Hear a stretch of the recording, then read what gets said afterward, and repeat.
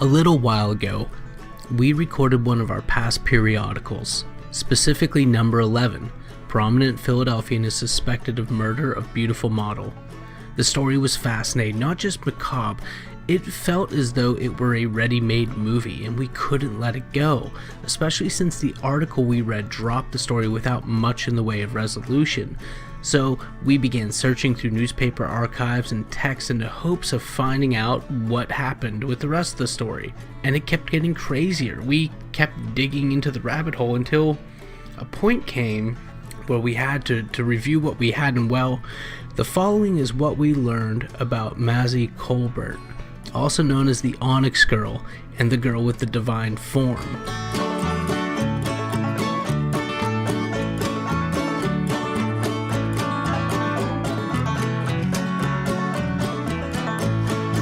To start off, all the following information was collected from contemporary newspapers.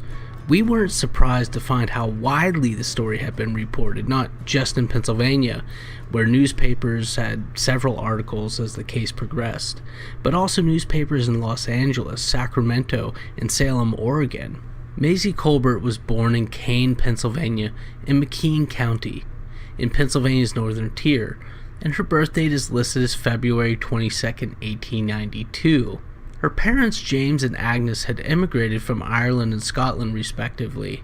According to family and childhood friends, Maizie wasn't short in the looks, and this drew her considerable attention.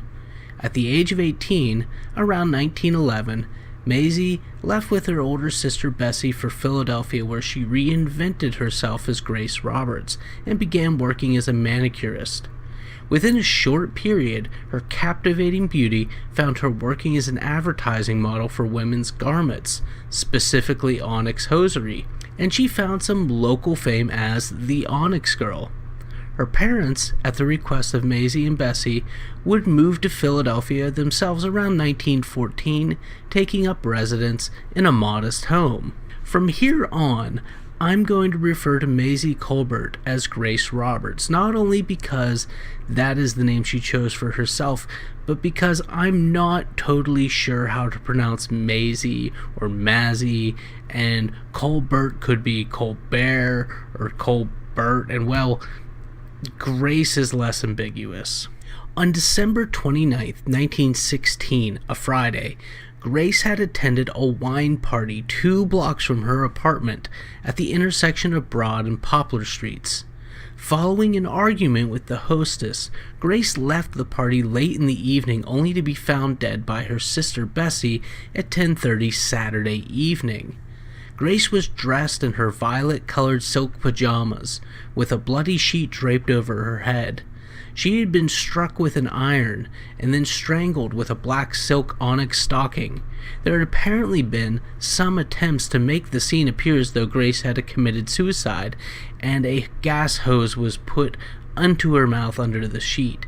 But that aspect is not consistently reported in the accounts, and the strike on the head from the iron was too much anyway. It was clear that this was not a suicide. What's more, there was a blood-stained men's shirt and collar found in the apartment. Grace, in one of her cold hands, was a small clump of dark hair. And here's where the story forks a bit. By January 1st, police suspected that there may well be a connection between the dead woman and a taxi's disappearing passenger.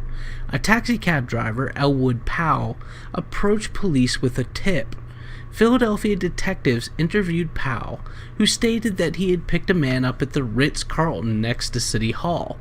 The man was with 2 women who entered the cab with him and got out in Germantown off West Bringhurst Street, at which point the man climbed in next to Powell and directed him to the Wilton Apartments at the intersection of 15th and Poplar Street, arriving there around 1:30 in the morning.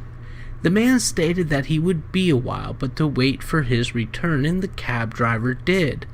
Waking up around 8 in the morning, still finding no passenger, Powell, the taxi driver, rang the building's janitor trying to rouse the passenger, but to no effect. He waited another hour. the passenger having not returned still and leaving an unpaid fare of $19.60. According to Bureau of Labor and Statistics, that is the December 2017 equivalent of $416.79. Meanwhile, investigators had reviewed Grace's personal belongings. The young woman was living alone in a posh apartment, well furnished, and was maybe 23 years old. Inside her bedroom were numerous letters and photographs, at least 14 of which autographed, all of prominent Philadelphians, many of whom were interested in her in an extramarital way, including judges, politicians, sports figures, and local magnates. Her apartment was being paid for by some judge, and others furnished her with jewelry and nights on the town. These men were brought into questioning, and the newspapers reported that most of the men in high society were uneasy these days due to so many being connected with this murdered woman.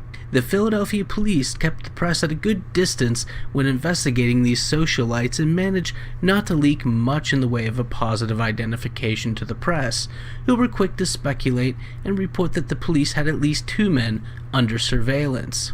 The building's janitor, Richard Benjamin, was questioned by police, and he apparently let it be known that Grace Roberts frequently entertained male visitors. One frequent visitor would periodically have his driver bring a 7-passenger touring car around the front of the Wilton building, where they had a code for his being able to come up. There was another signal that Grace would give if there was already another visitor present. Again, there were numerous letters from men in Grace's apartment, and in their interview with the janitor and Grace's maid, the police learned that the apartment had been broken into about a year before. Nothing was stolen save for some letters. Just a few months prior, the postbox had been tampered with as well. This is most certainly the work of a jilted lover, posited Philadelphia Murder Squad. Philadelphia detectives had the cab driver take them to the residence where the 2 women who had ridden with the man had gotten out. The 2 women turned to be sisters, Ethel and Mabel Kyle. They stated that the man who had stiffed the cab driver was Bernard Lewis, and they did not know why he would not have paid the fare, for he was a wealthy man whose father was a coal tycoon of sorts, and the founder of Lewis Finley Coal Company. And while not as well known as the Carnegies, Mellons, or Fricks, Bernard had lived in a handsome mansion in Pittsburgh's Shady Side under his father's roof, and enjoyed a life among the same circles as the Gilded Age famed bankers and industrialists. As a young adult, Bernard had been made a partner in his father's company, but this ended in 1911 when the company was reorganized into the West Virginia Pittsburgh Coal Company, the senior Lewis had been president. And a side note, the Lewis family still stands on Amberson Avenue in Pittsburgh's Shady Side neighborhood, and it's a really impressive house, and it's comped at nearly $2 million. That's an aside. Anyhow, Bernard Lewis's wealth, though, was not all it seemed. He had failed at running several theaters and selling automobiles in New York City. He traveled up and down the East Coast looking for ventures. His travels had gotten particularly busy since he was phased out of a brokerage firm, Moore, Leonard, and Lewis, when they were reorganized in July 1915. In the same year Grace was murdered, Bernard Lewis had been charged with stealing bonds in excess of $21,000 when adjusted for today's inflation rates. Another newspaper report mentions a second charge of grand larceny. In November 1916, Bernard Lewis would once again leave his wife and daughter for Philadelphia for some new venture. His wife did not know where he was. His father did not know where he was, as Bernard communicated little to his family. His father suspected he may be in Chicago or New York, but was not surprised to find that he had been in Philadelphia. Bernard's wife and daughter were living with their mother on Pittsburgh's Beechwood Boulevard, and when she was notified as to the warrant against her husband, she directed questions to Bernard's father, the two of them practically being estranged for the better part of a year. Their marriage of 12 years seemed to be dissolving. It seems as though Bernard were on some sort of spree, charging a room, meals, and other services while entertaining women and other socialites, all bills he could scarcely afford any longer without access to the family money. As Christmas neared, he wrote to a confidant in Pittsburgh about his plan to kill himself, but Bernard was much alive as 1917 came in, and by January 2nd was a prime person of interest in the murder of Grace Roberts. Bernard contacted the Kyle sisters by telephone on January 2nd, 1917, and they stated that the police were wanting to question him about the murder of Grace Roberts. Lewis, though, said that he had left town. Lewis called the Kyle sisters again on January 4th, 1917, and claimed that he did not know Grace Roberts. The call was through the States Villa Hotel at 125 States Avenue, Atlantic City. Monopoly players, you might know this States Avenue as a purple property tucked between the Electric Company and Virginia Avenue. The hotel has since been torn down, though I can't find when, and it appears to have rested behind the current Showboat Hotel, the other side of the street being a parking lot. The Showboat was built in the late 1980s, so maybe the States Villa was torn down around that time. I don't know. It doesn't matter. That's today's Atlantic City. Let me get back to 1917.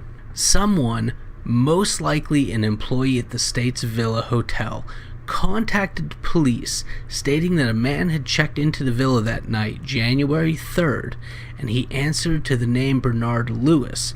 Lewis was fairly well known around Atlantic City, being a high roller and having traveled there often enough. His own father owned property in the city just a few blocks away from the State Villa. Detectives Farley and Totten tried to bring Bernard Lewis into question and arrived at the States Villa. They knocked on his third-floor door, and Lewis climbed into the bathtub, braced his legs against it, and placed a recently purchased .22 rifle toward the temple and fired.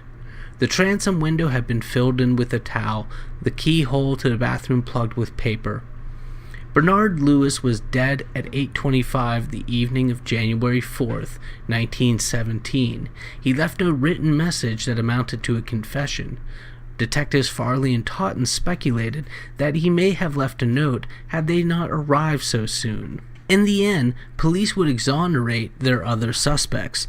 Personal artifacts, including letters, newspaper clippings pertaining to the case, were found in the Atlantic City Hotel, convincingly demonstrating that Grace and Bernard Lewis were known to one another. Captain Tate, a lead investigator, went on record saying that the murder was not likely premeditated, and that the murder squad no longer felt that multiple accomplices were involved.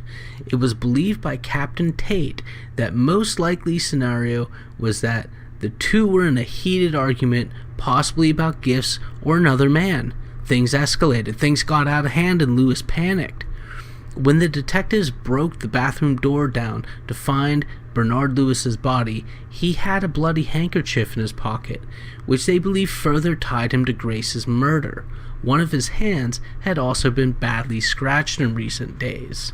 The Philadelphia taxi driver, Powell, would later travel down to New Jersey to identify Bernard Lewis, though missing a bit of skull, as the man who had left him with the unpaid fare on December 29th. Ethel and Maybelle Kyle, the sisters who had parted ways with Lewis shortly before the murder, were in astonishment when they had learned of his being a suspect.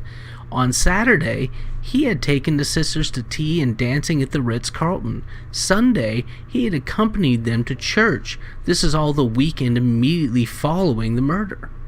They had known him for the better part of a year and were in shock as to the violence of the murder, followed by the suicide, all of which was seemingly incongruous with the man that they had known.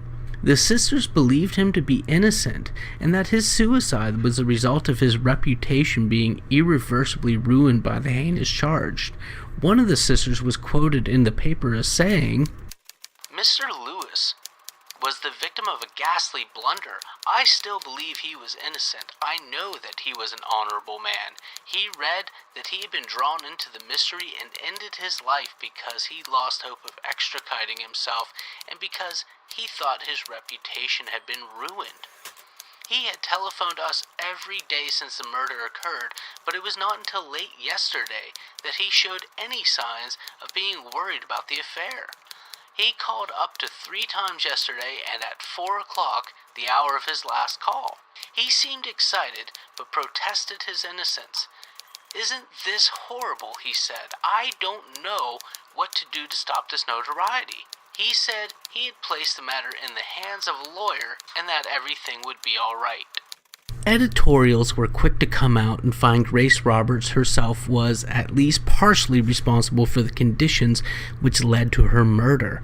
As early as January 6, 1917, the Kane Republican interviewed Agnes Colbert, the mother, who pled for the fair treatment of her daughter, and is quoted as saying, "She is my daughter and should not be condemned by the world until something more definite is known.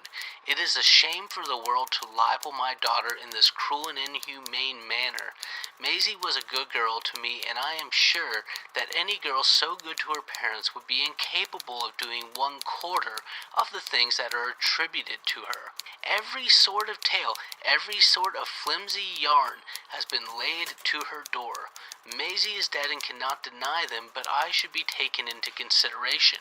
I have feelings, and I trust that the women who are mothers, when discussing this case, will exhibit a mercy and a little human kindness.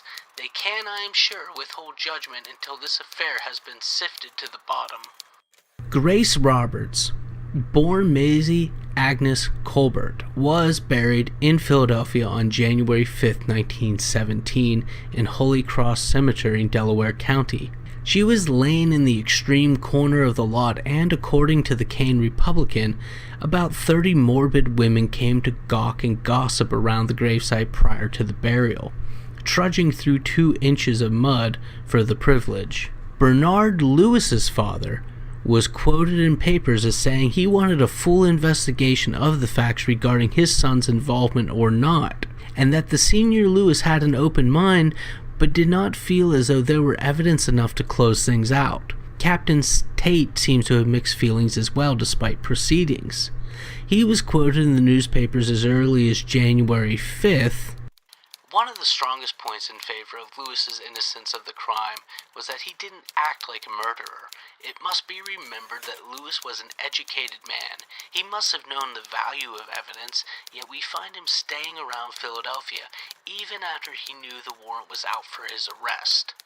The case lingered for a while, and I found little more of consequence in the papers that still wrote of Grace Roberts, aka Maizie Colbert, toward the end of 1917. Bernard's body would be shipped back to Pittsburgh, where he is buried in the Allegheny Cemetery. Again, though the case against Lewis is and was mostly circumstantial, in the end, it seems like the most logical conclusion. The lack of certainty is unsatisfying, and that means that there will always be doubt's wraith looming not far in the minds of any person who comes across the tragedy. At the end, Captain Tate concluded, "There is no other apparent reason for his committing suicide. He was the man who was driven to the Wilton Apartments by Elwood Powell. Despite the fact that he is credited with having had considerable money with him at the time, the fact that remains, he was broke. One theory is that Lewis, having no money with which to pay for his ride with Mrs. Kyle, and wishing to keep up appearances, called upon Miss Roberts, or Colbert, her real name, and demanded that she return to him the $400 diamond ring that he had given her. It was he who made her this costly present, no one else. In the quarrel that followed, Lewis attempted to take the ring by sheer force. She was a powerful woman, and a fierce struggle ensued." Now, I'm sure I've missed some things here, and I perhaps left a couple of things out. To get as much down as we did found us going through at least 20 different newspapers, all the way back to 1904, where I found the marriage notice for Bernard Lewis and Laura, his eventually estranged wife. There got to be a point at which I had to filter a lot out. We'll also state that this was all done in the fever of a single day immediately after recording Past Periodical number 11, the initial article that drew Bond and I to further investigate the story. And definitely listen to Past Periodical number 11 if you haven't already. I'm sure it will fill in maybe some gaps that we left here. Regardless, we tried to be as complete as we could and present the story in a way that didn't add any speculation beyond what can be found in the initial contemporary reports. And if any of you out there know anything more of this case, particularly any additional evidence that came up after January 1917, we'd love to hear from you. Reach us out on Facebook at Dr. Pennsylvania or drpennsylvania@gmail.com, or even wherever we can be found. Thanks again.